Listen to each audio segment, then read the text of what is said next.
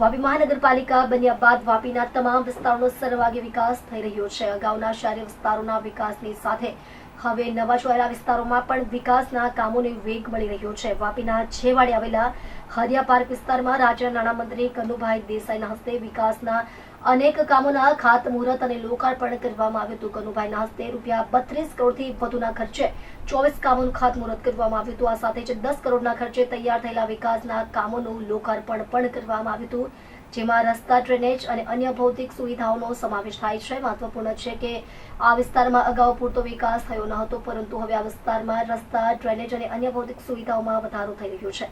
ત્યારે રાજ્યના નાણામંત્રી કનુભાઈ દેસાઈએ કાર્યક્રમમાં વિકાસથી વંચિત એવા તમામ છેવાડાના વિસ્તારોનો સર્વાંગી વિકાસ થશે તેવી ખાતરી આપી હતી। માનનીય મુખ્યમંત્રી શ્રી ભૂપેન્દ્રભાઈ પટેલ સાહેબે જ્યારે 2025ના વર્ષને વિકાસ વર્ષ તરીકે જાહેર કરીને 30,000 કરોડ જેટલું બજેટ આપ્યું, ત્યારે 8 મહાનગરપાલિકાઓ નવી જાહેર કરી, એમાં અનેકવિધ વિકાસના કામો થઈ રહ્યા છે।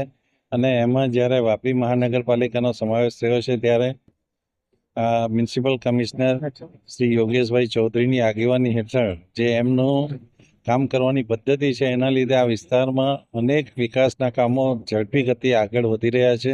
પછી એ ડ્રેનેજનું હોય, રોડનું હોય કે મશીનરી ઇન્સ્ટોલ કરવાનું હોય, આ બધા કામો જે રીતે થઈ રહ્યા છે, આ વિસ્તારની પ્રજાને અનેક સેવાકીય લોકાર્પણ કરવામાં આવ્યા છે। અને આજે લગભગ 10 કરોડના લોકાર્પણ અને 32 કરોડના નવા કામોનો ખાતમુહૂર્ત કરવામાં આવ્યું છે। અને આ બધા કામો 3 થી 4 મહિનામાં સંપૂર્ણ થશે એવી પણ ખાતરી આપો। ખાસ કરીને જે નવા જે ગામો જોડાય છે એનો ઝડપી અને બમણો વિકાસ થઈ રહ્યો છે।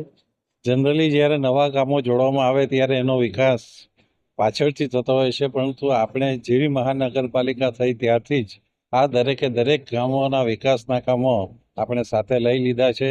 એમાં સફાઈ હોય, સ્ટ્રીટ લાઇટ હોય કે પછી ડ્રેનેજના કે પાણીના કામો હોય, રસ્તાના કામો, આ બધા કામો દરેક વિસ્તારમાં થઈ રહ્યા છે। Thank you.